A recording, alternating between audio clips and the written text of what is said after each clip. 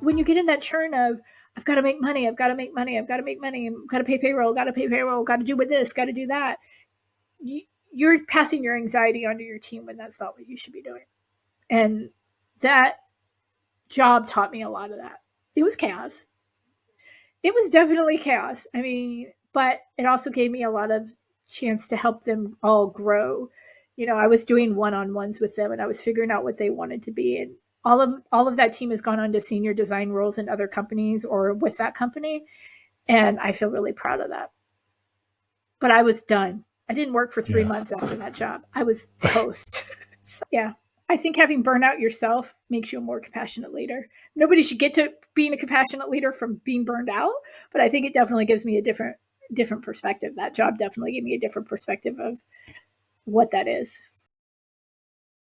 Sometimes part of being resilient and maintaining that necessary resilience, that ability to bounce back, means taking a rest at the appropriate time, recognizing the signs of burnout before you actually hit burnout, doing something preemptive to avoid that. Welcome back to Leading with Integrity.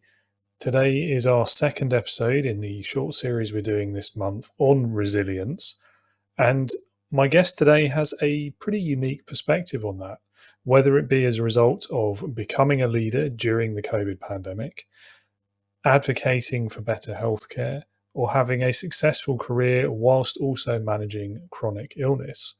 That guest is Catherine Hicks, who has many lessons to share on what resilience looks like, how to build or grow a more resilient team, and the impact of effective leadership in that context and beyond.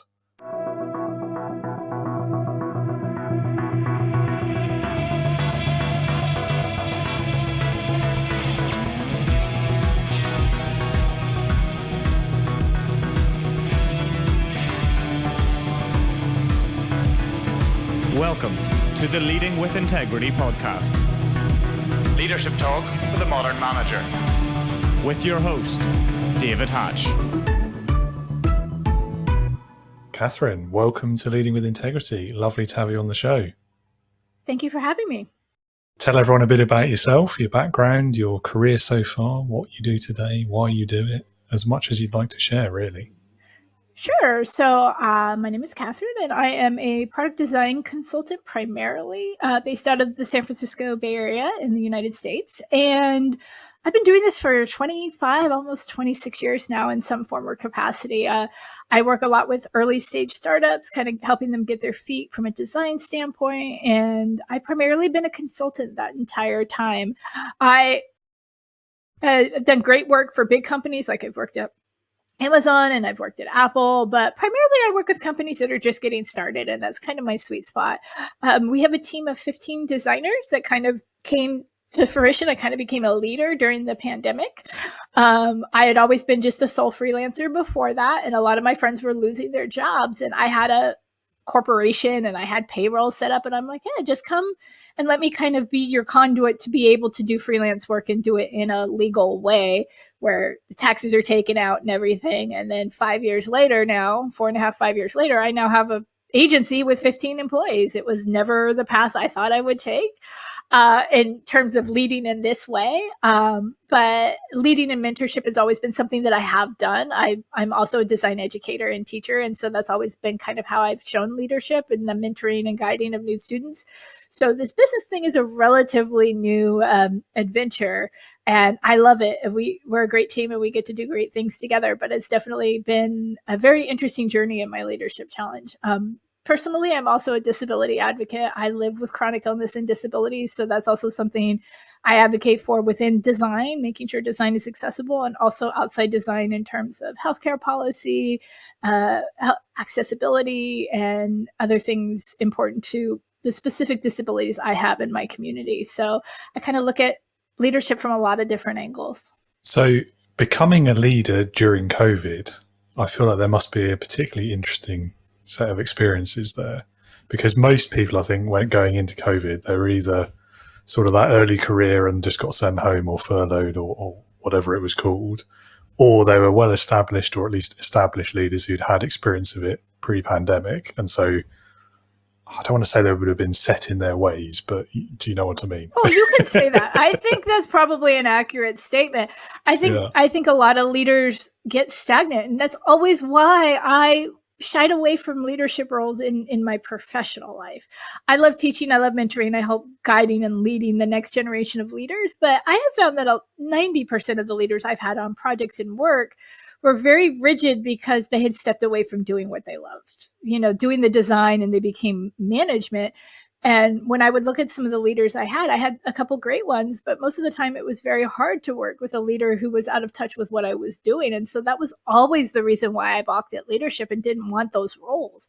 I mean, I had plenty of opportunity to go into design leadership, and I just looked at it and went, I love what I do too much to be in meetings 10 hours a day and not doing what I love. And so I think set your ways is a pretty accurate statement for a lot of leaders, not out of wanting to be that way or making a conscious decision to be that way, but leadership takes you away from the day-to-day operations of what you're doing and takes you more into the bigger vision of it. You will get kind of pulled away from the understanding of what your team is doing if you're not really careful and really deliberate about doing it. And so building the company during the pandemic, I didn't see it as building a company. I just saw it as helping friends. So it was a much different thing than I think stepping into a leadership position would have been in doing it in a more formal way. I was just like, oh, I have this tool that I can help my friends get freelance work when they need it because they're all being furloughed. It wasn't, I'm going to start a company and hire employees. I think if I'd gone in with that tact, I don't think I would have ever done it, to be perfectly honest. So I went in going, I have this tool, which is my company structure, my physical company structure based in the United States, all the taxes, all the loopholes you have to run through. Let me just use it to help my friends. And then what that came through over time was the ability to work together on things and work on collaborative things. So someone would bring in a project that was more developer focused. And then one of my developer friends will say, I have time to work on that with you. It became a collaboration of a team of people I'd worked with before.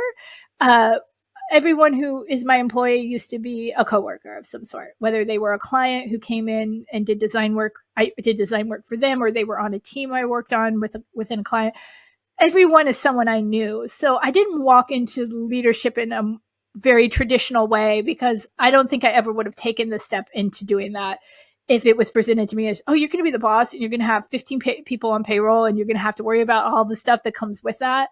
I would have never done it. So I was just blessed that it kind of happened organically during the first 6 months of the pandemic, where we were all kind of just working together. And as the pandemic waned and we all kind of went, what do we want to do next? We all wanted to stay working together. And I'm like, that's fine. I've kind of figured it out. It's been a year and a half. I've kind of figured out how to make this work. And, I hesitate to say I own a company. I like to say I lead a collective more so, because everyone works on things outside of the company. Inside of the company, you bring things in, you bring things out. I don't look at it as being a boss in probably the sense that most people would think when I say I run an agency. So that's also different. I think it also fits my personality and my way of approaching how to interact with people more than, and my leadership style more than a traditional manager coworker kind of situation. Fair enough. I think what strikes me though is something you've said there, and what I think is true of some of the best leaders, maybe the most good people. I don't know. Your leadership, I think, from the way you've explained it, it really came from a place of service.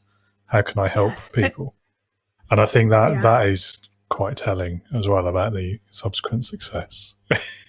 Yeah, and I think that's really true. I looked at teaching always as a service to give back to the next generation, and I think running the company was started as the ultimate act of service, right? It was, let me help you be able to be a functional adult human being in a time where nobody knew what was going on. I could give you this level of stability of, at least if you find work, you don't have to worry about setting up a business structure in the middle of a pandemic when the whole world is closing. And I look at design in general, whether I'm doing design or managing designers or teaching designers as an act of service, because creation is an act of service. You're building something for another purpose outside of yourself, whether that's a painting, a line of code, a strategy, whatever that is.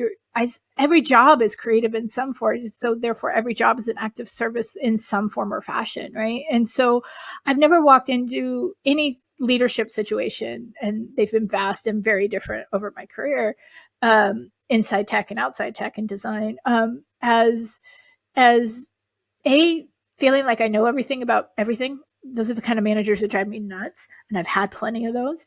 And B, I'm here to make your job easier. Excuse my language here, but the best piece of advice I ever got was from a manager who told me, you are a shit umbrella, meaning you are the one who puts up the umbrella and keeps all the garbage away from your team. And, and that is the best description of what I do on a day-to-day basis. And it is one that stuck with me early on in my career. And I know we'll talk about it later. He was my favorite, best mentor that I got a lot of how I approach leadership from. And when you have a manager telling you that is my job, so if you're getting garbage, that is my job. That's literally what he described his job to be to me. And I've held on to that as I've gone into leadership.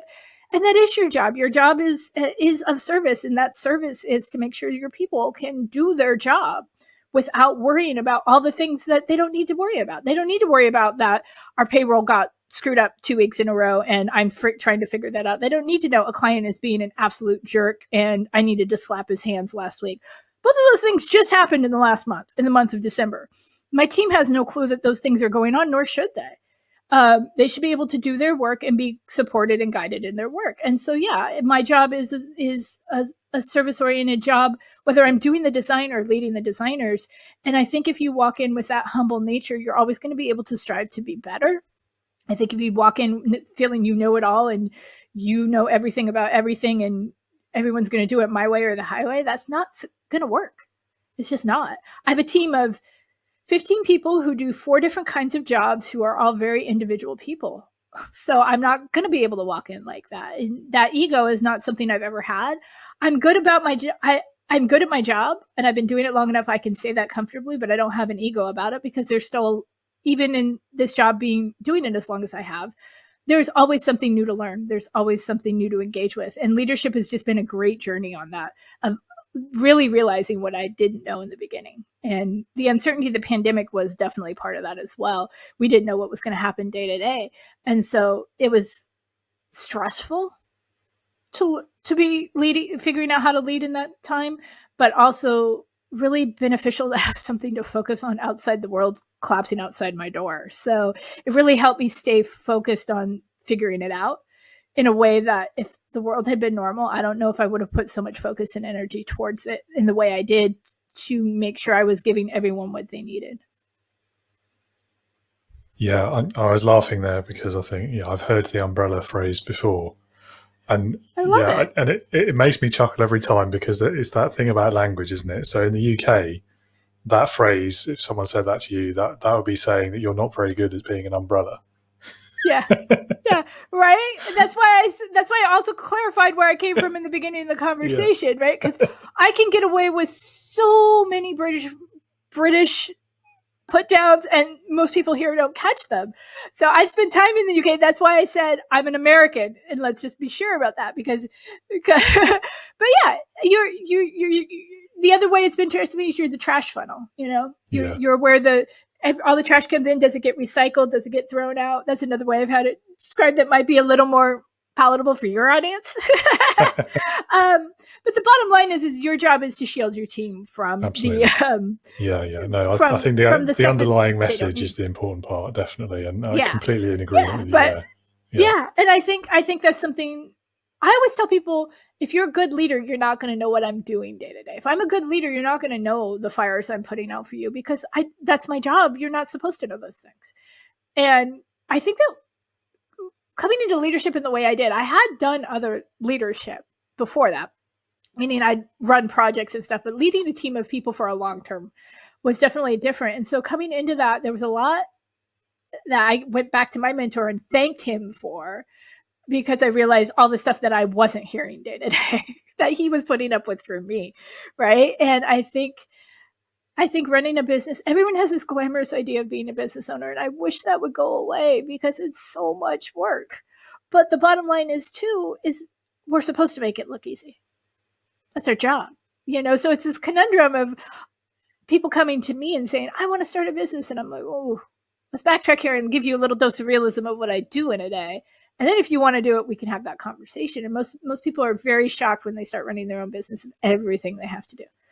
And so that was no different for me. I mean, I had different levels of experience with it, but running a business of 1 is much different than running a business of 15. Certain things are the same, like paying your taxes and invoicing and stuff, but it has another level of complexity the more people you add. So. Absolutely. And so, I mean, one of our topics that we're here to talk about really is this word resilience. And the reason I find it so interesting, so I did a New Year episode at the beginning of the year, and a couple of phrases came up a lot in terms of reflections on last year and what's going to be important in the future. One of them was managing expectations. Another one, I think, was resilience, or, by another name. And so I wanted to really get into that. So particularly given the story you've told so far and the other things that I know about your background and your situation, what does that word resilience mean to you for your career and for life as well? Well, I think living with chronic illness and disability pretty much since birth, I have a very probably unique vantage point in that. And personally, it's just getting up and doing things when you don't want to, getting up when things are hard and difficult. And then also resilience for me, and this may not be for everyone, is also realizing when it's okay to take a break.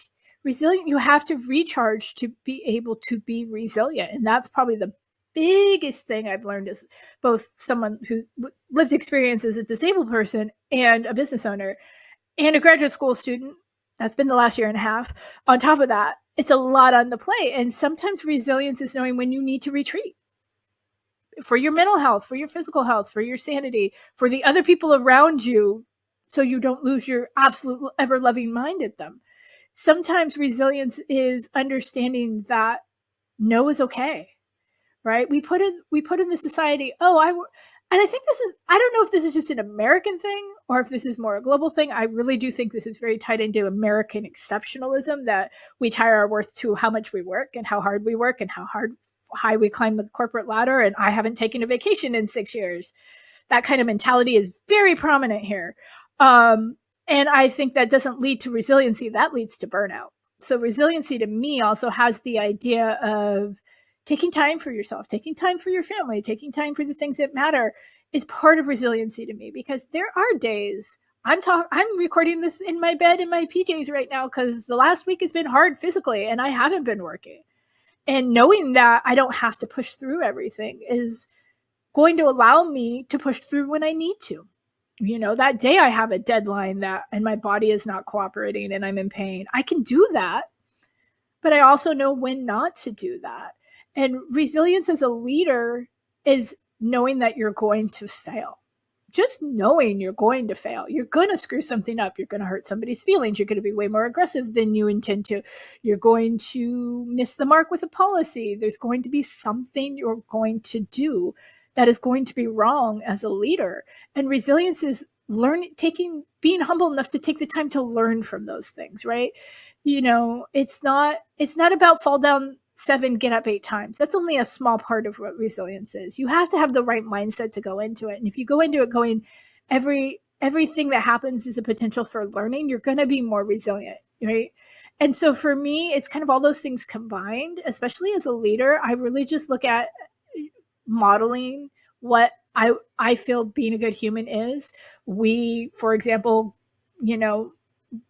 I'm very much about take a day. You don't have to tell me why, those kinds of things, because I don't want my team, you have resilience and you have burnout, and they're two sides of the same coin. It's just how you kind of deal with the energy levels and what needs to be done. Sometimes we need to push through. Sometimes we need to just fall down 7 and get up 8. But I think resilience is far more nuanced than that.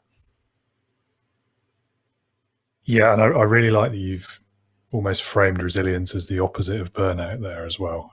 because I think these are two, I mean, they're definitely connected issues, aren't they? And I think, yeah, I mean, I'm sure there's other places in the world where this is true as well. I think for the UK, we're fairly similar, I think, in terms of working culture, maybe not to the same level of exceptionism, to use your word, or extremes, to use my word. But certainly, I mean, there is, even now, I mean, it is getting better, I think, in a lot of workplaces, particularly in the smaller businesses and the startups and the more sort of naturally forward-looking sort of organizations. But still, there is that almost stigma around taking time off just because you need a day sometimes. About even taking sick days, like we have by no means the same strict, almost militant views that I think corporate America does about that sort of thing. They're certainly not rationed in the same way. Yeah, I mean, I think but it's starting. People will notice if you take a lot of sick time. Let's put it that way. Yeah, and as someone with a disability, that's something I deal with constantly. Right. Yeah, I think that's also part of the reason why I don't fit into corporate America. And I have gone the route of a freelancer and a consultant. Right. There are days when I say before COVID, when 9 to 5 in the Monday through Friday in the office was more the norm, I got called out on the carpet a lot for missing a lot of days, where it became a problem with some jobs I was doing, where I had to explain to them, this is an accommodation I'm asking for under our disability laws. I'm not just sitting at home eating bonbons. I'm seriously could not get in the car and drive an hour. And I can tell you that's seen as a weakness, where I could still work. I'm recording this podcast in bed, right? And I think COVID kind of opened those doors, and I'm afraid a lot of the return to office stuff that's going on here in the United States may be closing them again. But I'm very vocal about the fact that yesterday was a high pain day, and I got online and I got on LinkedIn and I said, here's the 20 things I've had to think about today before I even got out of bed to decide if I could work today. And it was a long list. It was, is my cat's feeders fed? Do I need to go call my doctor to go to the emergency room? Is my computer set up? How late can I sleep in before I'm missed on projects? What do I absolutely cannot redo today? It was a list of 20 different things that most people didn't even think about. They get up, they brush their teeth, they shower, they eat breakfast, and they go to work. And so, when we talk about that kind of stuff, it's really important for people like me to speak about my experiences. And that's why I do the advocacy work I do, especially in the tech community, where I have talked to a guy about working on a project where he expected me to be available to him 7 days a week. Not going to happen. We work 6 days a week, 8 hours a day at a minimum, is what he said to me. And I'm like, okay, thank you. Have a nice day. This isn't going to work for me. Yeah, right. Even if I was perfectly healthy, that wouldn't work for me. No, I was going to say, that's unreasonable in any situation. But yeah. But that's a lot of the culture of how Silicon Valley was built. Like, I've been doing this since before the year 2000. So I've been doing this a long time, but that's 80, 90 hour weeks is still kind of, although it's changing, it's oftentimes seen as the norm in startup culture a lot. And I don't work like that. I've never worked like that because, number one, I can't. Even if I could, I really would love to have a life outside of that. And if you're not if your company is all about work, then you're not the company for me. And as a leader, I never want my team to feel like that's what I'm expecting of them either. So my general thought in running this company, it's become a company, is I always tell it to my team like this. I don't care what you do, when you do it, how you do it. I expect my clients to be happy, their deadlines to be met, and you to be available to them when they need you. Otherwise, I could care less. If I am coming to talk to you about any of these topics, you've screwed up somewhere. I am here to help you if you need help. I am here to guide you and help you learn new things. We're going through it these next 2 weeks. We always put a new learning goal on the team. Team members, at least one new thing they want to learn, and we help guide them through the year, whether that's a designer who wants to code, a coder who wants to design, a designer who wants to learn marketing. I always make that a focus. If they want to make it a focus, we make it a focus to help them. But I never want my team to feel like I expect them to be available. I expect their phones to be off by 8 p.m. wherever they are, at the very, very latest. I said, I'm probably going to send you a message at 2 a.m. I don't expect an answer right away, because it's just, I'm up early. I'm up at 4:30, 5 o'clock in the morning, because that's when I work best. If you work best at 10 o'clock at night, great. I don't want your phone. I don't want you checking Slack on the weekends. I don't want you doing that. And I think my team is happy and has hung around for as long as they have because they can work in ways that make sense for them. And I think what a lot of people are missing with this return to work kind of edict is exactly what people are losing. And they're going to get people in who are not happy. And I just don't care. And my clients don't care. They don't care where you are. They just care that the work is done and the work is good. And I understand that's such a privilege because not every industry can do that. But my industry can. And there's no reason that people should be pushed back into an office who don't want to be there. Now, having said that, I love working in an office with my clients. So if they're local, I'll go in anytime they want. But going into an office every day is not conducive to creativity and in the way that I work. So I just don't do it. But I think, for me, making sure the team is happy in their work environment is key because happier people produce better work. It's really that simple. And I think so many people in corporate America, at least, are losing sight of that at the thought of losing sight of their power. But really what they're doing is giving their team more power to make them look better. And I just wish they'd see that, Yeah, and I agree with pretty much everything you said. In fact, everything you said. So to me, this whole and it encompasses all of these issues, I think. But so the return to office, that whole startup and the hustle culture and the 60, 90-hour work week, all of that rubbish, frankly. It's just textbook definitions to me of having your priorities wrong when it comes to quantity versus quality. Yeah. And I've worked in similar, not quite to that same extreme in terms of the hours per week, but partly because I was just difficult at times and refused to do it. Similar sort of startup culture though. And no, you weren't difficult. You stood up for your boundaries. I was described as difficult, is what I meant. Yeah, and that is something I can tell you as a woman in a male-dominated industry. So for the first 12 years I worked in tech, I was the only woman on every project I worked on for probably until 2012 was probably the first time I worked on a team with other women, like in any position within the company. And I will say I wear difficult proudly. I wear hard to work with proudly because it usually 9 times out of 10, it's because I've set a boundary you're not comfortable with. So I just wanted to call that out because being called difficult and being difficult are two different things. Absolutely, you are correct. I mean, there were times I was also difficult on purpose. Yeah, but we won't go into that. I have burned a few bridges and done and lit the match very deliberately. I can do that, but oftentimes and that's something we internalize. That I want to make sure that if you're internalizing that and listening to this as being told you're being difficult when all you're doing is standing up for yourself, that's not what difficult is. Difficult is an example I will give you, a manager who told me my work sucked and I should go home and bake cookies. I mean, that's beyond difficult, isn't it? Let's be honest. Yeah, difficult is the guy who talked over me in every meeting for 6 months and then got mad at me when I didn't do what he told me to do. That's difficult, but standing up for yourself, you should never see yourself as being difficult. If you're doing it respectfully, you're doing it, not doing it at the sake of other people's work and emotions. If you're saying this is not good for me and here's why, you should never be labeled difficult, but you will be. That's just part of the thing. And I can tell you 90% of my clients right now are not happy with me in some form or fashion because I've done that for myself and my team.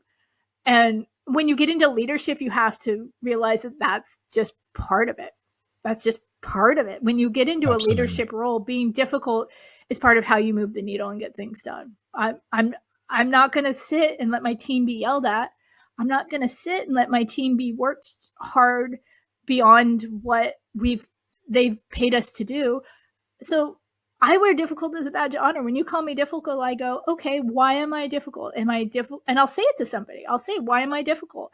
Am I difficult because I'm challenging you? Am I difficult because I don't agree with you? What do you mean by that? And usually when you ask someone what they mean by that, they can't give you a really good answer other than you're just being difficult. And I'm like, well, okay, let's backtrack. I'm standing up for my team. Here's why. Or I'm standing up for myself. Here's why. And why is it difficult for you to do? Is it difficult for you to accommodate? Is it making you uncomfortable? I'm that person. I'm that person who will poke at your insecurities because you're presenting it in a way that doesn't make sense to me. I'm very analytical when it comes to stuff like that.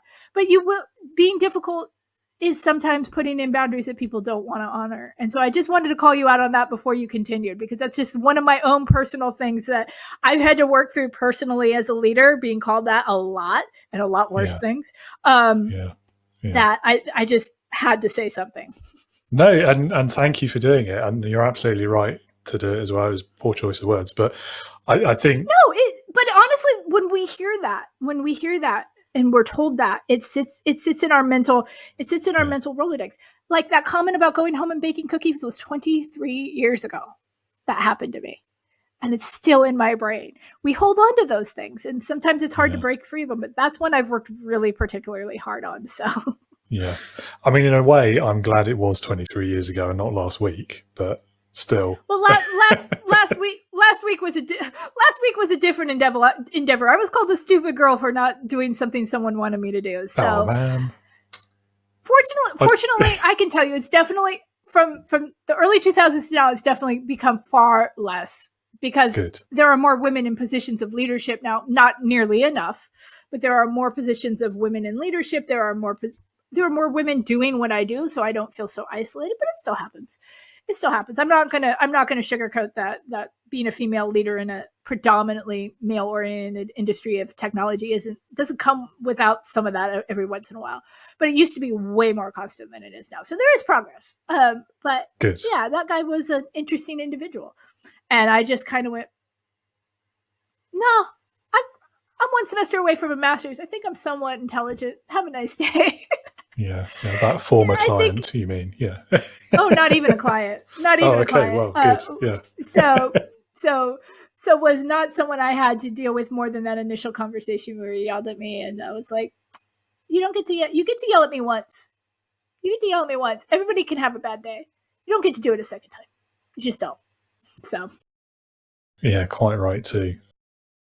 Yeah, I think so. I mean, again, so what you've said there about sometimes the leader has to be difficult. I think yes, and I think there's two ways to look at that as well. Like if you're the leader and in your head you think someone is being difficult, I think that to me is a flag, if you like. Maybe not a red one yet, but it's a sign that you need to have a think about that situation, the way you're viewing it, and possibly the way you're behaving as well. Because even if, and that's a big if, but even if that person is in fact being difficult, that's not usually step one. Something else has happened. What has happened that has resulted in that? Think about that, because it might have been something you did. And I think, again, exactly some of the scenarios you've described already, and certainly some of the things that I experienced in my own startup journey. Too many of us, I think, it becomes that like really tense confrontational moment way too easily. And very often that manager mindset kicks in, doesn't it? And you're like, well, I'm the boss. I must be right. I'm not going to back down. Yeah. And we've all seen teams implode as a result of that. Yeah. Ego is the death of so many startups. Like I work a lot with the founders of startups. Those are usually the people who are hiring me. And the first thing I do is if it's a founder team, I sit in a room and I say, okay, what was your last fight about? What was your last argument about? How do you approach leadership? How do you approach leadership? And I can tell you a lot of really great startups I've worked with have failed because of the ego of the founders. The ego of the ultimate leaders of the organization could not get in alignment. So when I come into a situation, if I'm coming into a situation, it's been bad for a long time. My team does not necessarily come to me to handle things without trying to handle it themselves first, because I've empowered them to do that. I've empowered them to speak for themselves, to stand up for themselves, knowing whatever they say, as long as they're not completely sexist, racist, homophobic, whatever, even if I don't agree with it, I'm going to stand up alongside them to the client and I'm going to chew their behinds out in private. But if my team is coming to me saying, I can't deal with this, then it's already been tried to be handled. Then I'm going to come in as a mama bear, and I'm going to come in a little aggressive because my team knows that I've got their back. I need to have their back. But when it comes to internal teams communications, it's much more, or we haven't gotten to that point where it's a known entity yet. I always try to come in with a series of understanding of where the problem lies. Why are you feeling this way? What can we do to resolve this for you? Coming in as a humble leader is great. And then if the pattern repeats itself, it's a pattern, then you've tried your best, then sometimes you have to get a little harder and a little meaner. Internally with my team, they just know they can be brutally honest with me. I've always told them, I'm like, you're not going to get fired. You're not going to get laid off. I cannot get better unless you tell me what I need to get better at. And I think that goes back to the seeing leadership, like you said, as service rather than dictatorship.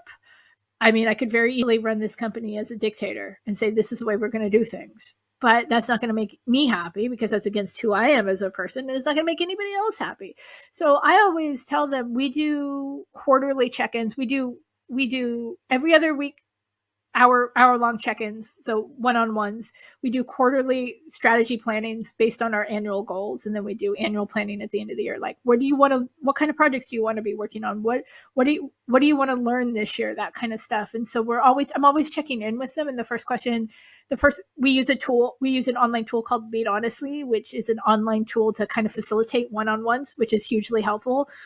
So they'll get a list of questions that I want answered every week and then throw special questions in. But the first question is one of the first questions I ask is, what could I have done better for you this week? It's a simple question, and they know they can answer it honestly because I've taken their feedback. Some people are very afraid to talk to their managers. Oh, my manager doesn't want me to be honest. But when you're honest about your own faults and you understand when you screw up and you go back to them and go, I screwed this up, then they understand that you really mean it, right? There's got to be a level of humbleness, but there also has to be that number where you can just get serious and stand up for them too. It's a combination. And it's what I'm still learning, right? I tend to go probably a little too far to each extreme and not stay in the middle. If I say anything about my leadership style that I know I need to work on, I'm either really oh my God, this client is driving you nuts. Let me go in and kill it with fire. Or I'm so timid and I'm so weak and I'm just trying to see what you're going to do because I don't want to step on your toes. So trying to find that middle ground has been really the part of my leadership journey with this. With clients, working directly with clients, I'm a much different person being a design leader than a leader of a design team. I feel when I'm the design leader and I'm hired to be the subject matter expert, it's a much different conversation. You're hiring me for my skills and you're not listening to my skills, I'm definitely going to be more aggressive. Leading a design team has way more people involved in it. It's a different thing, right? And so when I'm working one-on-one with clients individually taking on projects, which I will still do, I think that's vitally important as a leader to never step fully out of what kind of work you're leading. So I will always have at least one, sometimes two projects that I take on to work for myself to not lose touch with the day-to-day of what I do. That was taught to me by my mentor, who, when he was working as our leader, he was working right alongside us on stuff too. And I just found that so inspiring to do that, but also in working with him for the 15 years since we worked together, also understand why he was doing that now. So, leadership has different forms, whether if you're hired as a subject matter expert, you are the leader of that thing. That's where I can be more aggressive, but leading a design team is a much different, too many moving parts to be too aggressive. So I'm still finding where those balances lie. Yeah, no, that's interesting, and particularly that concept, and this is something that I have struggled with in the past, of making sure you're always keeping your hand in. I think so. There are industries and there are specialisms where that doesn't work or it's not possible. Yeah. So for one example, so let's say, the tech team is quite a good example, isn't it? Particularly if it's like a distributed one even, or if it's not everyone in that team has the same skill set. So even if you do have some development knowledge or a tech background, if you're leading the team, the chances of you being able to do the specialism of everyone in that team is, pretty low, I would say. Yeah. But I think why that practice is powerful is because it's showing that you're not just high and mighty and lording it over people and never doing any of the work. So I think there are other ways you can do it. So you can help with the admin or something, or clean the kitchen, or, whatever. Yeah. I think even if you're just doing your specialty, I have a team of engineers, but they see me doing what I'm good at, right? They don't see me in the office in the corner office with my door closed. I think it doesn't necessarily need to be that you're doing everything your team does, because that's sometimes, like you said, I don't code, I don't do that, but I have engineers on my team. But what they see is that humble nature, that you're not afraid to work. that you're not just telling them what to do, but you're getting in there and doing it with them in the way that you're capable of. Like, I have highly technical teams across marketing, across development, across design. I'm a designer. That's what I do. So that's the area where I can contribute to the team as a whole outside of leadership. But what that shows my team is that I still understand what it's like to do design on a deadline. Or development or work on a deadline. I still understand how to build for a long-term vision. So there's a lot of things, even if you're only doing something in your own specialty, that can show your team, your broader team, that you're still really in the trenches with them. I think that goes further than assuming that you need to learn to code and assuming that you need to learn everything everybody on your team does. But just be humble enough to say, I'm going to take on this project and I'm going to work side by side with you on this, or a lot of times I'm taking a design project and working with our engineering team, or I'm taking a design project that's working with our marketing team. So I'm working alongside other members of my team. I'm not taking a design project more often than not that's working with other designers. I'm taking a design project that's going to put me in a project with other members of my team that don't do what I do, because designers are going to know really well from just looking at what we share as a team. We do weekly share outs of our work and daily check-ins of what we're working on and stuff. They're going to know what I'm doing based on that because they're the subject matter experts. So a lot of times I'm taking the projects that are specifically going to put me in touch with the teams where I'm not the subject matter expert. So I can, number one, be in a team room with them, be in client meetings with them, see what they're doing, see how they're interacting with people, see maybe where the gaps are that I may not have known if I hadn't been seeing how they work day to day, because they may not see them as gaps, but I, from my experience, know I can make this easier on them. So a lot of times that's what I'm doing when I take design projects, is I'm taking design projects that are interacting with other members of the team. So number one, they're seeing I'm a team player, but also I'm seeing their side of the team that I may not be as familiar with. So that's how I do it within my organization, because we do have design, marketing, engineering, and we have sales teams. I hate sales. Do go out on sales calls.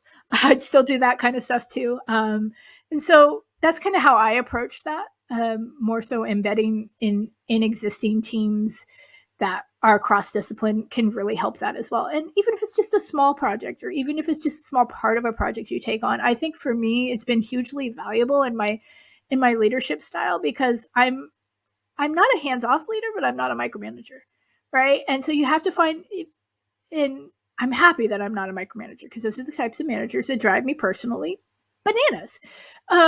So I have to find ways to, micromanagers are into everything for a fear, right? I mean, that's really the bottom line of it. They're afraid of letting go because they just don't know what they don't know.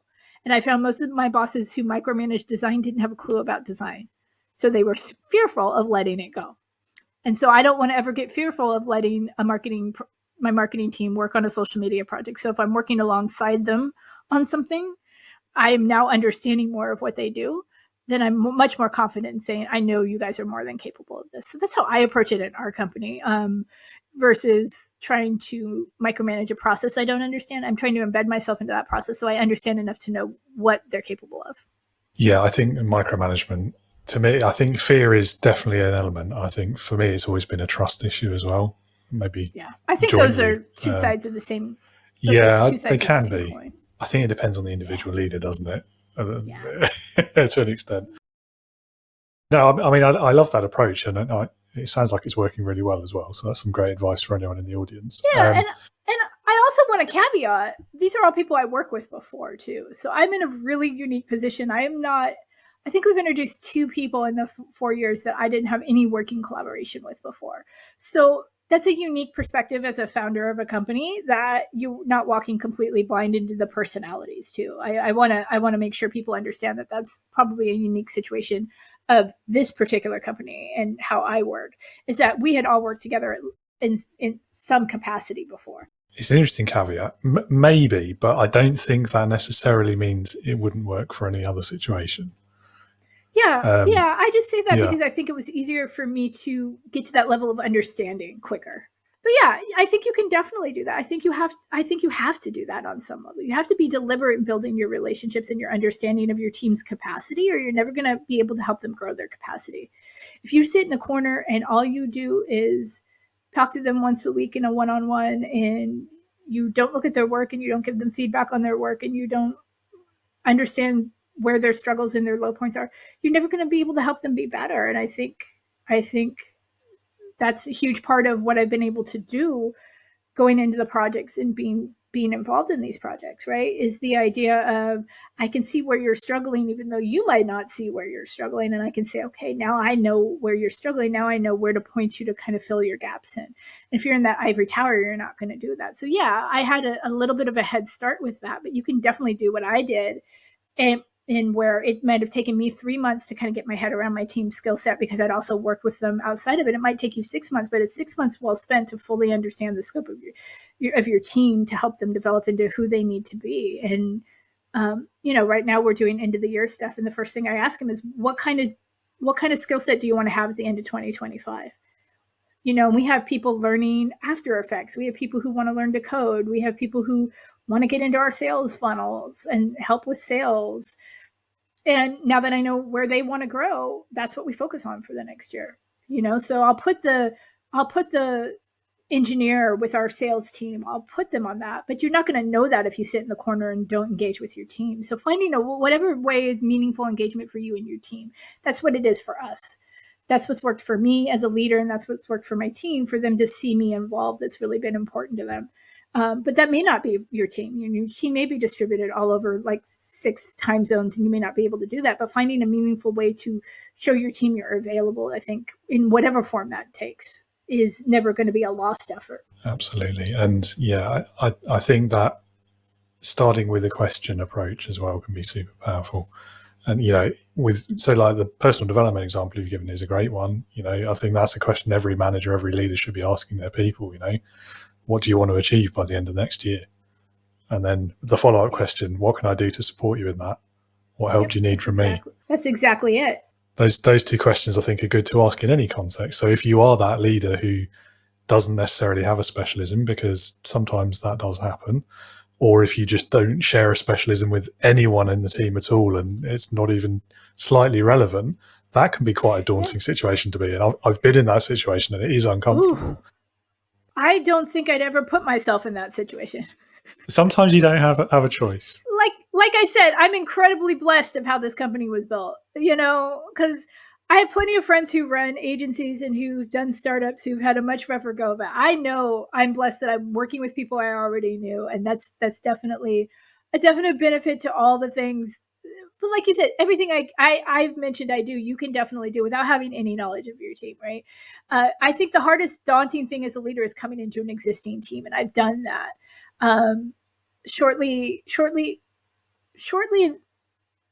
About a year into the pandemic, I went into a company where I was just supposed to be helping them get some design stuff done as an individual contributor. So I went in as me, Catherine, the designer, not the agency.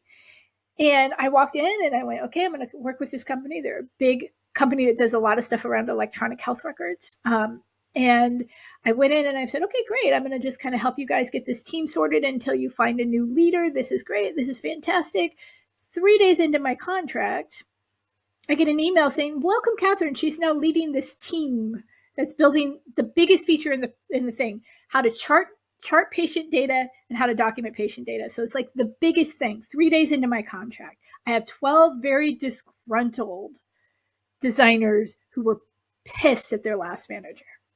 3 days into a contract where I wasn't supposed to be leading anything. I was just supposed Did to they really just send the email with no warning? Like you didn't know it was coming? Sent the email. Wow. Well, that's a red flag right there. No, it was actually, believe it or not, it was actually one of the best jobs I've ever had. And that was all from my man. No, it sounds counterintuitive, right? It does a bit, yeah. I had one of the best managers I've ever had in that job. Okay, well, fair enough. 100% equivocally had my back throughout that entire crazy process. Number one, he explained to me why. First off, sorry to do that to you. I didn't have a choice. I was pissed I had to do it that way. I wanted to talk to you, but you're in California and we're in Kansas City, and that's 3 hours difference. They just made me do it. So he was not happy with the outcome of the thing to begin with. Number two, he's like, I know you don't know anything about anything. I'm here to have your back 100%. We hired you. We thought you could do this because of what you've been doing with your organization, and we want someone to come in and rattle chairs. That was his exact wording. So go forth and do whatever you need to do in that situation. And I've 100% got your back. And for the year I was there, he 100% had my back. And so walking into a really stressful situation, I had to fire somebody the first day I was a leader. I had to get somebody fired. Because he was pissing everybody off. I walked in and the first thing everyone did in our one-on-one meetings was talk about how miserable this guy was. And he was more miserable that I got the job than he did. So he was extra pissed at me. So the first day I had to fire someone. But honestly, even in that chaotic situation, that manager, his name was Justin, made all the difference in how I got through that job. And he, even though he's not like my lead mentor who's guided my stuff, he de-escalated me in so many stressful situations just by calming voice, calming tone, letting me vent, letting me just get it out, that I think I took a lot from that into what I do now. Even though, yeah, getting a promotion like that 3 days into a job when you don't even know what you're building was probably, the work itself was the most stressful work I've ever done. Leading a team, I went from being an individual contributor to having literally my 15 designers at work for me and 12 designers at this company reporting to me in the course of 72 hours. So I went from having 15 people to 27 people reporting to me without really being prepared for it. But that job was one of the best jobs I ever had because I felt 100% supported in whatever I decided to do as a leader. And I take that moving forward. And I think a lot of what I've mentioned to you is partially from that experience. So yeah, it sounds counterintuitive, but it was one of the best jobs I had because of him. So that's what I strive to be in my team. Your work can be stressful, but who you work with shouldn't be. Who you work for shouldn't be. There's a difference in that. And I hope that's what I give to my team. Yeah, no, I love that distinction. It's all important, isn't it? Yeah. Yeah. And so, I mean, bringing us back to that resilient word again, I mean, that situation sounds like a great place to exercise some resilience for a start. It was chaos. It was absolute chaos, but I also had other great leaders who were leading other product teams as well. So I think the leadership is what got me through that job. But and this is also the job where I learned that I can't be a designer in an ivory tower. I was there for a year and I didn't do any design work for a year. All I was doing was getting this team out of turmoil for 12 months because the turmoil in that team took a lot of unwinding. The processes in that team were broken. The manager just wouldn't show up to meetings, wouldn't show up for days on end. So there was tons of mess. So I just spent 12 months being a leader and not doing what I love. And that was a job where I will never be a leader without being an individual contributor because there's no way I could do this for another 12. I was miserable in the fact that I wasn't creating something and helping my team get to their goal in some form or fashion. I was. In retrospect, I know I was doing it differently than what fed my soul, right? Being in those meetings and speaking up for their rights and speaking up for what they needed was helping them reach their goals. But being creative is what helps me reach mine. So that was the project where I went, I will never not have my hands in something creative professionally again. You know, even though I have creative stuff outside, there's something different. And there's something different about presenting to your team that you're not just doing that. That's where I learned that. For sure. And that was 12 months. That was crazy. It was insane. I left because I wasn't happy in the end of it. I'd pushed myself too far. I'd worked out. I burned out is really what it was. But in retrospect, there was nothing I would do differently because that's just what was needed to get that team on track, was a really solid, really aggressive, really focused leader. And there was nothing that job was going to have a timeline for me no matter what. That wasn't going to be something I was going to do for 10 years. Number one, I don't look at work that way. We're always working on different projects and the freelancer mentality is still in here. So I don't look at work that way. But yeah, no, I asked to be let out of my contract like 3 months early because I'd signed another 6 month. I signed a 6 month contract, and then I'd signed another 6 month contract and was like, I can't do it. And he's like, we really want you to stay. Is there anything we can do to make it different? I'm like, you have to let me design. And I don't think at this point, now that they've seen me as a leader, they're going to just take me taking a demotion and going back to design. If you can make that work, I'd be all for it, but I just don't think that's going to work. And so I left, but I learned a lot from that.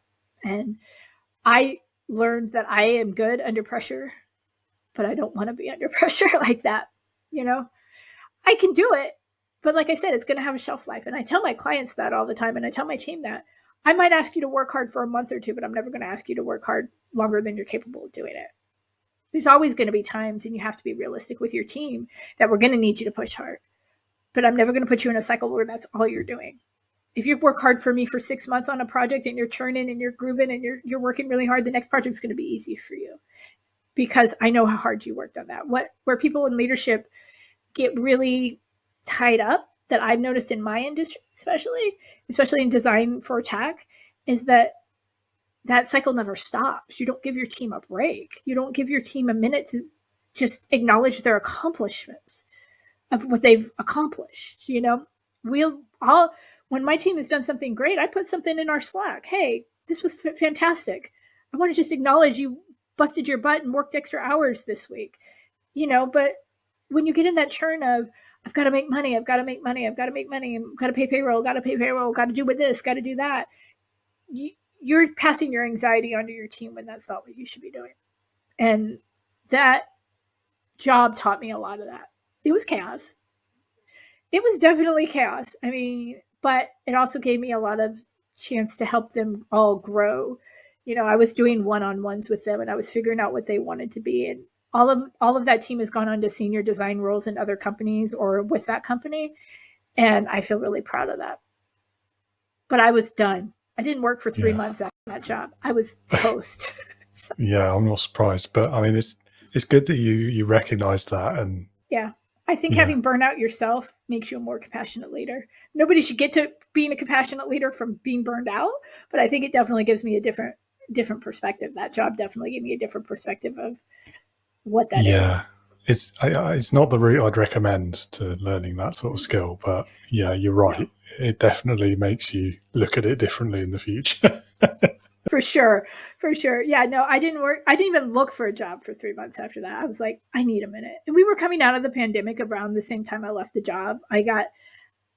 So to give you a timeline, the vaccines came out right as I was ending that job. So, we were getting back into normal. I didn't know what normal was going to be. I didn't know, that job was also super, super stressful on me from a health perspective because stress exacerbates some of my health conditions. So that was not really good. And like I said, I had the best manager to show me what to do, and I had the worst job to show me what not to do. It was a really weird combination, but it really was a lot of, okay, this is what, if I'm going to be a leader, this is the kind of leader I want to be. And this is what I never want to put my team through. So. Yeah, quite a good way though, isn't it? I guess an intensive leadership course in the course of a year. Yeah, that's really what it was. And especially, I think especially with Justin. Justin was one of these bosses who I think I mimic out of all my bosses the most. I probably mimic a lot of him, probably more than almost anyone else, because of the way he both let you vent, but then also held you accountable. Also understood my position very intently, that he threw me under a bus by no fault of his own, but he had to throw me under a bus, and that I was drowning for the better part of a year trying to figure out what to do.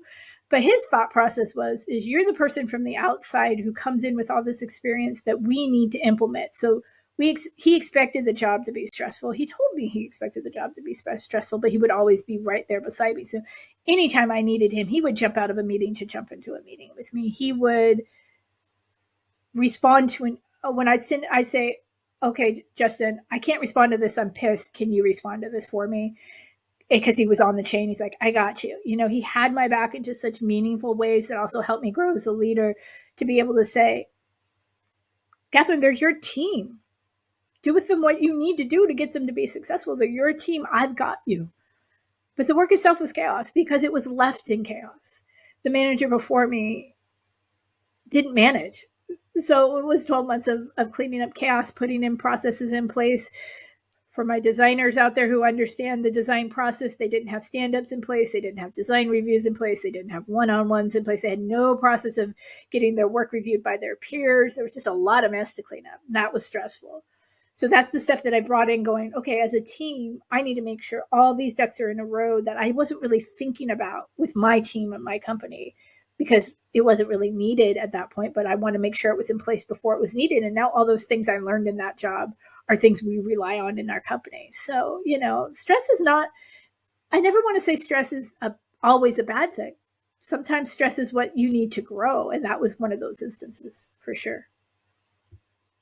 Yeah, I think it's one of those things, isn't it, with stress? The two tipping points for me when it becomes bad, because I think you're right, it's necessary, isn't it? Because otherwise, if there's no stress in anything, nobody's ever going to meet a deadline for a start, are they? So you've got to have a certain level of it, and I think that's normal and acceptable. I think the two tipping points for me are, one is the source of it. There's some things that shouldn't cause stress, as you said. The people you work with is one of those, definitely. Although, yeah, I mean, that's a bit idealistic, isn't it? Because when is that ever going to be true? On a good team, it should be true. As a team, you should be taught to respect each other's differences as much as you are to respect your similarities. And that comes from a leadership position, right? If I'm not putting up with that crap, I'm not expecting you to give it to somebody else. And I think, do you get along with everyone all the time? No. But I do think it should be more of a culture of that being more often than not, that you're respecting differences than not. So an example, the guy we had to fire was not happening, no matter how many times he was told it was not happening, right? There's a difference, I think, and there's also a difference of stressing from the perspective of, how do I want to phrase this? Telling someone their work is bad or their work needs improvement and telling them they're bad, I guess is the way I phrase that too. Right. And some people will intertwine those two things as being the same and will assume this person doesn't like them or this person is hard to work with, when if you untangle it, that may not always be true too. But no, you're not always going to get along. My general thing with my team is you're not always going to get along with each other, but you're damn well going to respect each other in your disagreements, right? You're not going to if your disagreement about the work is the work, keep it there. Don't make it a personal attack. If you don't like the direction the work is going, speak to the work. Don't speak to the person. And a lot of times that can handle a lot of that friction. Not always. You're not going to like everybody. But if you can make sure they're separating those two things, sometimes that'll handle a lot of things that are perceived personal that aren't.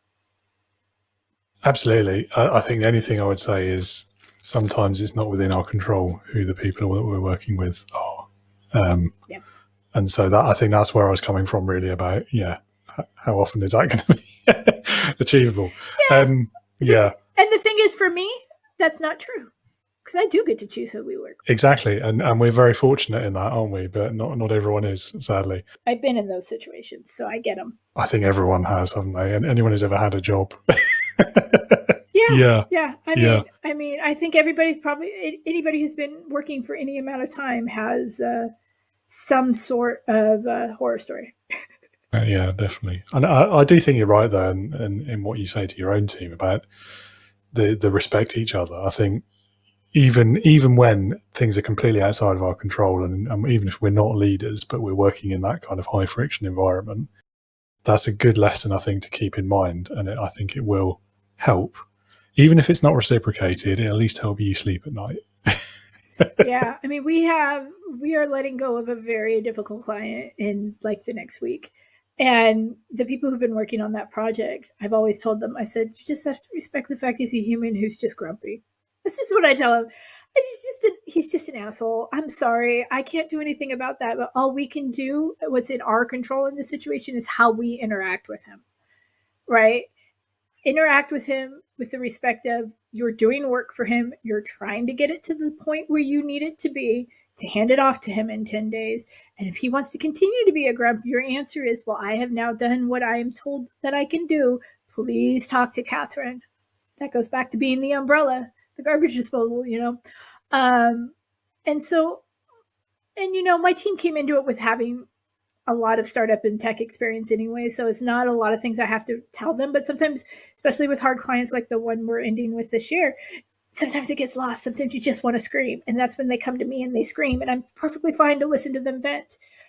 the first thing I'll say in meetings, which came from an old boss, is any traumas, dramas, or things you need to get off your chest. That's like the first 20 minutes of the meeting. I just let my team vent. Same thing in our one-on-ones, any traumas, dramas, or things you need to get off your chest. So they can just feel like they have a place to go, so they don't have to take it out on the clients. They don't have to take it out on each other. They can take it out on me. I'm fine with that, because a lot of times what they're frustrated with, I can do something about, not always, but sometimes I can at least listen, and that's sometimes just enough. Yeah. And actually, I think sometimes, a lot of times, that is one of the most powerful ways that a leader can help when someone is under stress, is just be there and listen and let them vent, and don't judge what they say. Don't throw it back in their face next week, anything like that. Yeah. And I think the other thing that I would add to that is always follow it up with, are you looking for solutions, or are you just looking to vent? Understand what they want to get out of it, right? Right. If they just need to vent at me for 10 minutes and they're fine, that's great. I'm good with that. I've got my business partner and my best friend. They listen to me constantly vent about the BS I put up with running this company, right? And so that's also another thing that you can ask, okay, you're really high strung right now. Are you just needing to let it go, or are you looking for me to help you find a solution? Either way, I'm fine. Just tell me what you need from me in this situation, right? And that's a very active listening thing. That's a therapy thing, that, a therapeutic modality type of situation. But sometimes that's all they need, is they just need to vent. And then they're like, oh my God, somebody heard me. I'm good. And sometimes it's like, this is screwed up and I don't know what to do. And just asking them which one it is. Sometimes I've had people shocked that I've asked. Like, literally, we've been in a one-on-one and I'm like, they're venting and I'm like, okay, so did you just need me to hear that, or would you like me to do something? Because I've got a couple ideas if you want me to help you, but I also don't want to step into boundaries that you have that you may not need. And she was like, you mean you got an idea of how to help? And I'm like, yeah, if you would like to hear it. But also, if all you needed was venting, I'm good with that. And you need to be a sounding board for your team, so they don't then turn around and take it out on their fellow coworkers, on your clients, on their cat, their dog, their kid, their husband. Because sometimes work sucks. Sometimes you just do need to let it go. And sometimes it's all you need. And so always following it up with that, traumas, dramas, things you need to get off your chest. And then once they've done that, did you just need me to listen, or do you need some help with it? And that just shows that you're listening and you care. And sometimes just listening goes a long way to just letting it out. And I've done a lot of that with this project over the last month, where it's just a lot of listening and screaming, because we all know he's not going to change. We all know we're good at the end of the year. So, and the conversations that I've had with him directly have been much more pointed, much more of that aggressive, stop it, knock it off kind of conversations, because I've got 6 people working on this project and none of them are happy. So that's when that more aggressive, assertive leader has to come out. Yeah, absolutely. Yeah, the protective side of it. No, I mean, I love that additional question, and I think it's, the other reason why I think it's so important is quite often we as leaders, as managers, when we're in that situation, we feel the need to fix it, but quite often that's not, as you say, that's not what the other person wants or needs. And so, but it's so easy, isn't it? Because, I'm the manager, I know the answer, I'm going to solve the problem. Yep. And that's a particularly male thing as well. I think we're a lot worse at it. No, I think it's a leader thing in general. I've had women. Yeah. Men are definitely worse for doing it without asking, if you know what I mean. I think women, if I'm going to stereotype my gender, we're much more the caring, we want to take care of you people. So in that regards, I think caring, wanting to take care of you turns into wanting to fix it. Where I think with guys, it's, I can fix it. I know I can fix it. It's a little more males, assertive, aggressive part of it. But I think with women in leadership and women in general, I think are taught to be that nurturing, kind person. So that's where our need to want to fix it comes from. But I had that said to me in a meeting. Justin said that to me in a meeting. Like, those were 2 things I learned from Justin in that situation, that crazy leadership situation, where it's like, do you want help, or do you just need to vent? I'm here either way, right? And I never had a manager just listen, because I'm just a person who just needs to get it off my chest. I don't need you to fix it. I just need to get it off my chest so I can go back and fix it. So when he started saying that to me on, like, in every check-in he'd do with me, and every time we'd have a one-on-one, I felt heard and seen in the way I needed to be heard and seen, because I didn't want him jumping in and fixing it, because my thought was, I've been a leader for 5 seconds. I don't need my boss coming in and undermining that. I just need to be heard that it's really annoying me right now. And that was very powerful for me. So taking that into my team moving forward, I say that a lot to people. I'm like, and now my team just knows. Sometimes they'll just start off with, hey, I just need to vent a second.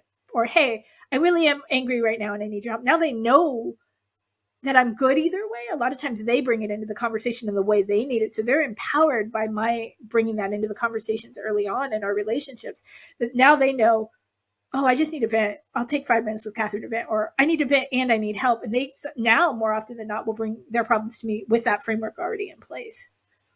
Oh, that's great, isn't it? Yeah. No. Yeah. I love that.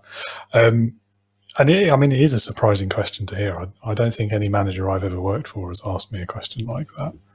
No, Justin was 20 years into my career. And that was the first time I'd ever heard someone ask me that. Yeah. I think quite a lot of the time as well, I mean, I'm speaking for myself at least, if I'm venting, it's usually because I know what the answer is, but I don't want to do it. And so I'm looking for validation so I don't have to do it. Yeah. Yeah. And that's why you asked the question, do you want me to do something for you? Yeah, or do you just need to get it off your chest, right? But like I don't want to do it myself either. Like yeah, right? And then that can also be, I think also that can be a way you can ask for help without asking for help, right? True. Sometimes people don't want to ask their boss for help because they're seen as weak, they're afraid they're going to lose their job. Whatever negative attachment showing that you need help has been attached to your own personal career experience. And I can tell you in mine, as a woman in a male-dominated industry, asking for help was the hardest thing I learned how to do, because I always saw my gender. It was never blatantly put on me. No, I won't say it never. It was very rarely blatantly put on me that I'm a woman in a male-dominated industry. It was in subtle ways, but not like the way I put it on myself. So asking for help was always something that was really hard for me to do, because I always felt one step behind everyone because I was a female in a male-dominated industry. I started off in engineering and coding, so even more so. Less so as I got into design, but more so in engineering. And so sometimes just being asked if you need help will allow you to ask for that help. Like you said, if you don't want to do it and I'm asking you, do you need my help with it? That takes it off of me in a way that I don't have to physically ask. Well, since you asked, please help me, right? Versus I need to come to you and go, I'm struggling here, right? And sometimes just having that proactive permission sometimes will let you say, I don't want to do this, or I'm scared to do it, or I don't know how to do it. Versus coming in and being the one to ask of your manager can be super hard. But sometimes if your manager is more proactive about asking what your needs are in these situations that are tough for you, then sometimes I found with my teams, at least, that it's easier for them when you're asking the question as, hey, I'm here for you, let me know.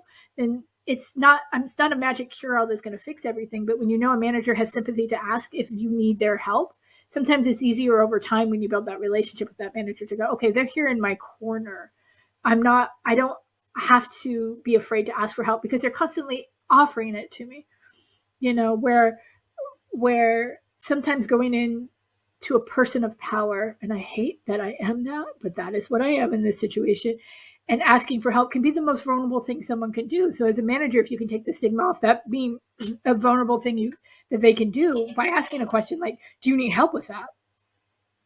Then they're not always, and it does take time, but it's always going to be a little easier to kind of step your foot into I do need help with that, versus, oh my God, I have to go ask my boss for help.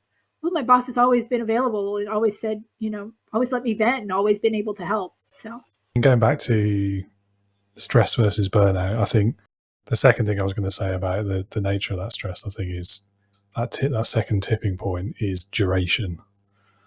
So for me, I think a prolonged, sustained period of stress, if it's more than a month, that's probably where you're hitting that point. For me, anyway, it's always been. I mean, I know there's others, people I've read about who thrive on this stress and they can do it for years on end. I'm not sure I believe years plural is possible. Me, I can. I'm not. But you did burn out, though. But I do eventually burn out. I mean, can I put up with it for years? Yeah, but there's no way you can put up with stress for an inordinate amount of time without eventually burning out. Some of us have longer fuses than others, right? Yeah. A month, I'm like, I can do a month of stress. Like, my projects are always inherently stressful because of the kind of work I do. 3-6 months of stress, I'm good. I'm good with that, right? Because most of the projects I walk into and I walk my team into have a set beginning and end. They have a set thing we're hired to do. We're walking through that process. We're to the end of a process. I can do anything when I know where the finish line is, whether that's 6 months, a year out, right? The job I burned out in had no end in sight. So for me, that's what eventually got me stressed. Well, number one, I was in a leadership position that I didn't want, didn't ask for, got thrown on me unprepared.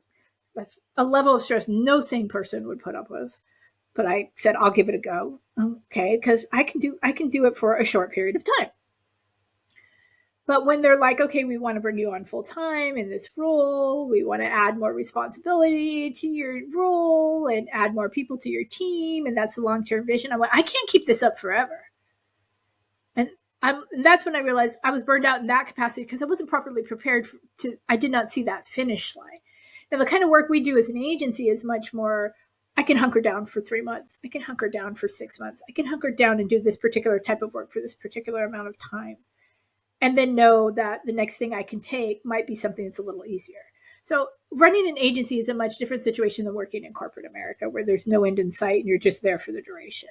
So that's why I say I can do it for long periods of time, because our long periods of time are not till I retire when I'm 60, or our periods of time are time boxed into a specific engagement with a client. So it's a little different. Where I burned out was when I didn't have that end in sight and they threw me under the bus without my knowledge or my participation. And I had a team that was really dysfunctional. And I had a lot of things that added to that stress, and then not being able to see a finish line of where I was going to be able to end this well, that was the toast. That was where I was toast. If they had said, okay, we need you to manage this team for another 6 months, and we'll just keep reevaluating this every 6 months, I'd probably still be there. But that's not what they were looking for. And I could not work without seeing a finish line under that level of stress. But if that level of stress had been put on me for another 6 months in a chunk, and I could reevaluate at the end of that 6 months and see if it was working for me or not, I would probably still be there, because I would be able to work in sprints and see finish lines. But that's not what they needed. And realistically, I would have, I think in retrospect, probably burned out in that job one way or another. So there's lots of external things that are very different than how we run our company. So yeah, I can. I've also been in graduate school for the last year and a half and running a business and doing design work. I do love being busy, but I love being busy on my terms, meaning all of those things have end dates. My semesters have end dates. My projects are 3 to 6 months on average. That's how I can handle the stress for long periods of time. So one set of stress for 3 months, another set of stress for 6 months, another set of stress for 3 months. They're different enough that they keep me engaged, but they're all stressful. As a boss, they're all stressful, but they're different. And so that's why I run an agency. That's why I always freelance, because you can run 26 miles if you just put one foot in front of another. That's a marathon for 26 miles. That's kind of the way I approach work. That's also why I've never really done a project longer than 18 months, because 18 months is kind of what I know my own personal limit to be for stress. It's the longest I've ever worked anywhere. It's on any project. So I think that's different. Yeah, it's a really good point about knowing the end date. And that would definitely help most people cope, I think. Leadership Heroes. So there's only one question that everyone has to answer. It's like a requirement of being on the show. And that's the last question. I think you've probably already alluded to who your answer is going to be, but I'll ask you anyway. So it's leadership heroes. If you had to pick one person, and it could be anyone you like, alive or dead, past or present, real or fictitious, but that person has to be someone who, in your opinion, perfectly embodies leadership. So who would that be and why? That would be my first design, my first design job back in 2002. I worked for a little company that did DVD covers and VHS covers and stuff for action sports. So these were like the early X Games videos and the early skating video, not like super early skating videos, but like skating videos and stuff like that. And I had an amazing boss. I didn't know what the heck I was doing. I kind of just fell into design through another window. And she was amazing at being firm in what she needed from me, but also instructional. And really, guiding me throughout how to become a print designer, which is kind of how I started designing, uh, was more for print than for tech. And she was amazing in the fact that she took me from where I was to where she needed me to be, but it never felt like I was being pulled in that direction. It was always, what do you want to do? And what do you want to be? Her name's Alyssa. And she's still someone, even 20 years later, I still will reach out to when I'm struggling. And she's like a second mom to me, and I love her to death. And really what she's given me throughout my career is that sounding board, right? That we were talking about. From the earliest days of, I don't know how to do this, to guiding me through that, to she runs a print shop, a very successful print shop. They do large scale printing. How do I manage this team of people? How do I make sure everyone's getting paid on time? You know, the logistics of running a company. She's kind of guided me through all of that, you know, and she's given me some of the best advice, along with my dad and my mom, who also ran businesses, you know, just some of the best practical advice. Get an accountant, set up your taxes right. You know, make sure you're doing this and that and this and that. And so she's been the practical and the emotional. She's my emotional support human for sure. She's still the first person that I will go to when I'm struggling with something financially. She's also who I'm going to spend Christmas with. You know, she's also my mom. I'm godmother to one of her kids and stuff. So it went beyond just the business, but she's still someone I can always call, even though she's long since her son runs the business. She's kind of in semi-retirement now, but she's still someone who I value her opinion, and I value her opinion because of the way she helped me. You know, it wasn't a dictatorial, like we were talking about, it wasn't a dictatorial manager boss relationship, and it very well could have been. You know, she was doing things that required a high level of accuracy and a high level of detail when we were working in the print shop. And, you know, she always saw the mistakes as opportunities to grow. It was never yelling. It was never screaming. It was always guiding. It was a lot of jokes that would be highly inappropriate today, which I appreciate. Her PC level, non-existent, which I also appreciate in her. I very much like that as well. But she really was the woman who said, you can do this if you put the work in and you learn. I wasn't sure design is what I wanted to do when I started. I actually started as a tech writer, went into development, and then kind of fell into design through a series of things that I can only say were some sort of universe intervention, godly intervention, if that's what you believe. That's not what I believe, but it was some sort of intervention to set me on this path, was to put me in her path. And I worked with her for on and off for about 3 years and got progressively more responsibility as things went on. And I can say I wouldn't have gone back to school to get my 2-year degree in design, and I wouldn't be where I am today if I hadn't had a nurturing boss that early on. And like I said, she's still someone I reach out to. And for me, her leadership was strong, but not overpowering. It was guiding, but not forcing. And I'd say that's the kind of leader I strive to be, because that's the kind of leader she was that kind of started this off for me. Amazing story. And yeah, I love the answers that are like historically interesting characters or a cool fictional one. And they're always great, but I think the most meaningful ones are people you've actually worked for and you've experienced their leadership firsthand. Yeah. And I mean, I watch things like Shark Tank, and I'm inspired by those guys who, you know, and I'm inspired by a lot of people, but the people who I think the best leaders are the ones who make imprints on you directly. Yeah. And it's not the same, is it, otherwise? It's not. You know, I've been fortunate enough to work in the music industry in another lifetime. I was on tour buses and selling T-shirts. I had a pretty crazy life. So I have lots of people to pull from in terms of mentors and people. But it never, you know, the first one to set me on this path really set my expectation of what I wanted to be as a designer and who I could be as a designer, but also who I could be as a leader. And I don't think I realized that until the last 5-6 years, becoming a real leader of a team of people, that I really took a lot of what she said into how I deal with people in general professionally. And I told her that over the last few years since this chaos of being a business owner started, that I hope I'm half as good as she was as a boss, because I wouldn't be where I am today without her. And that's an important thing to also tell people. Like, the best of things I have them pinned up on my wall here in my bedroom in my office, which is next door, is notes I've gotten from like my students. Hey, I got a job. I couldn't have done it without you. Or, hey, you know, thanks for bringing me on as an intern. That project got me an internship, or that internship got me my first job. You know, making that level of difference is great. But unless people are telling you that, it's really, it's way more meaningful on the other side. So give your mentors their flowers when you can. They're really important people, and she knows I love her, and she knows I wouldn't be where I am without her. And I think that's really good to tell people. It's the one thing I'll leave your audience with is if you have someone who made that difference in your life, tell them, because it's just as meaningful on the other side as it is to you.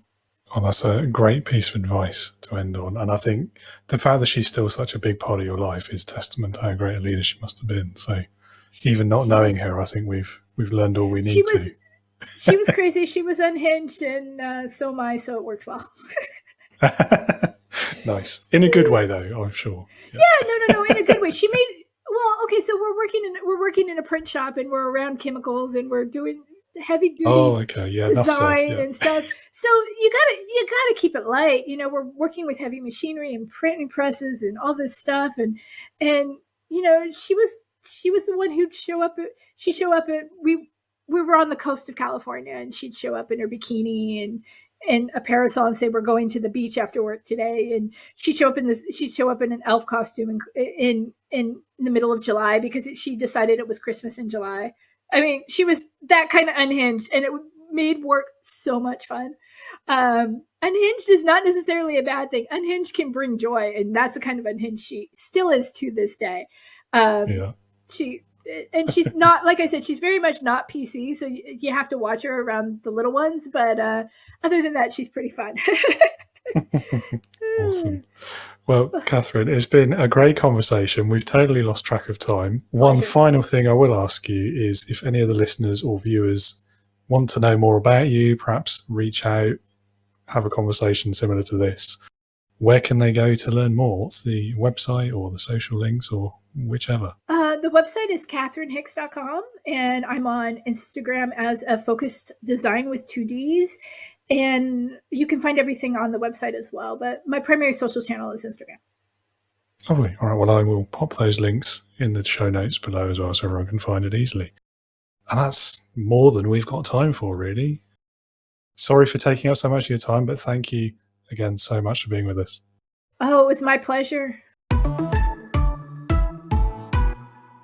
Catherine, thank you again for being so generous with your time in that conversation. So many different topics covered, loads of great tangents, and yet we still managed to stay on that core theme of resilience and leadership. And there were some great insights, some practical, useful things that anyone in the audience can do as well from that conversation. So thank you, Catherine. Listeners and viewers, thank you to you as well for being with us today. Hope you found that useful, entertaining, enlightening even. If you would like to learn more about Catherine, as always, do check those links in the show notes, the episode description below. They're all there. Click on the things, visit the sites, follow Catherine on social media if you like as well. You'll also find the link down there to my website. It's www.leadingwithintegrity.co.uk. It's a new website. It was only launched at the beginning of this year. It is there to give you some insight. It is there to provide you with some leadership resources for free, including a downloadable PDF guide on how to take your first steps as a leader successfully. There's also the new leadership quiz, which I've mentioned before, but that will help you identify your own leadership hero. And of course, there is the green button on there in various places across the website that will take you to the sign-up page for my Integrity Leaders online leadership community. So if you want access to even more resources, if you want to be part of a community, gain access to that supportive environment that can be so crucial in building up resilience, among other key skills and practices that you will need to be a great leader, you can do that on that website as well. So hit that green button. And of course, as a podcast listener and supporter, you can use that 50% off discount code if you choose to join us. Again, it's in the show notes and it's probably on the screen somewhere. So that's all from me today. I hope you'll be back with us again next week for the third episode in our series on resilience, when I'll be joined by holistic wellness expert, CEO, former consultant, and all-round resilient kind of guy, Mr. Andrew Monchetto. So I hope you'll be back with us. And until then, as always, be a leader, not a boss.